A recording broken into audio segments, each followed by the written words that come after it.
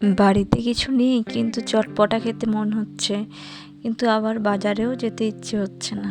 তাহলে এই রেসিপিটি বানিয়ে দেখুন, অবশ্যই ভালো লাগবে।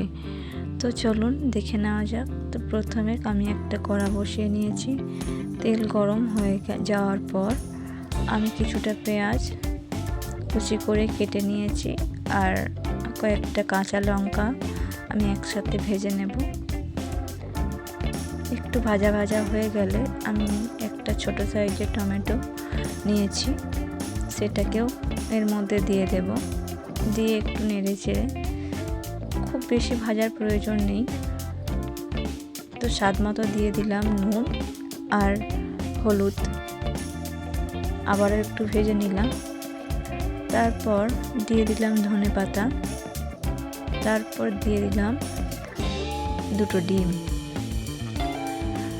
তো খুব বেশি উপকরণ লাগে না এই রান্নাতে, কিন্তু সত্যি অসাধারণ লাগে গরম ভাতে। আর কিছু প্রয়োজন নেই, এটা দিয়ে আপনি পুরো এক থালা ভাত খেয়ে নিতে পারবেন। এটা খুবই টেস্টি হয়। তো এটাকে আমি ভুজিয়ার মতো করে ঝুরো ঝুরো করে নিলাম। এটা দেখতে যেমন অসাধারণ হয়, খেতেও কিন্তু ততটাই সুন্দর। তো এই চটপটা রেসিপিটা কেমন লাগলো কমেন্টে অবশ্যই বলবেন। টাটা।